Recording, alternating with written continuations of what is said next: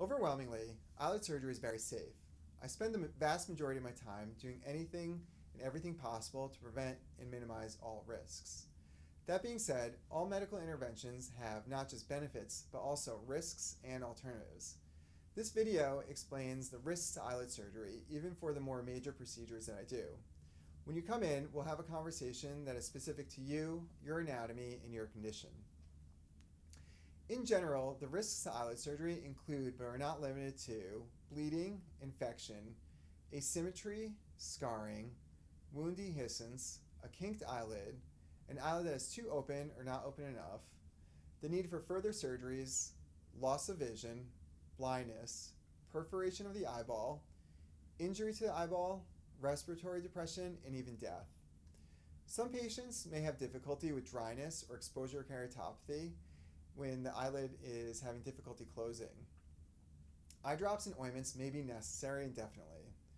Other risks include not completely treating the condition. An alternative to surgery is observation or monitoring the condition with photographs. However, your condition may worsen and cause other problems. There are certain medications that can increase the risk of surgery.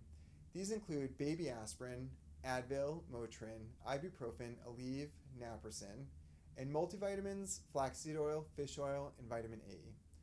I'll give you a list of medications, and I need you to carefully review that list to make sure that none of your over-the-counter medications, vitamins, or herbal supplements are on that list.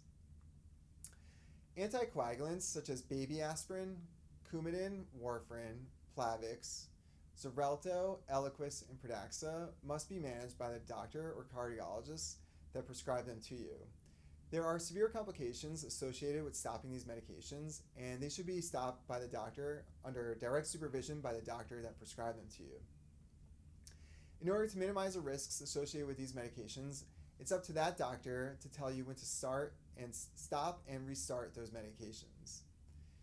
If we're doing your procedure with anesthesia, then you can eat dinner the night before the surgery, but you can't put anything in your mouth after midnight the day of your surgery. Also, since we're operating on your eyelids, you're going to need a ride home from the operating room center. In general, I instruct the anesthesiologist that I work with to give you the minimum amount of anesthesia that will make you completely comfortable and minimize the risks of anesthesia.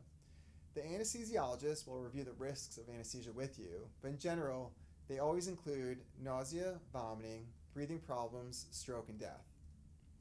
It's important during your preoperative appointment that we have this conversation specifically as it relates to you, your condition, and your concerns. If I haven't answered all your questions, or if you have any other questions, please make sure that you address them with me. You can write them down, call the office, and make sure that we answer them to your complete satisfaction. I want to make sure that you understand everything that's involved with surgery. Please also explain to me what your expectations are to make sure that they're in line with my expected outcomes. Overall, I'm very conservative when it comes to surgery, and I always prefer a safer, more refined surgery rather than a dramatic total makeover. My goal is safety first and a subtle but dramatic improvement with cosmetic procedures. We'll give you a printed out version of this conversation for you to go over. After surgery, you'll have my personal cell phone number, which is 347-556-2100. And you should know to call me if you have any questions or concerns. We'll also give you the instructions for what to do before and after the surgery printed out. As I said before, eyelid surgery is overwhelmingly safe. And I put together this video so that you can be informed about what to avoid to minimize any of the risks.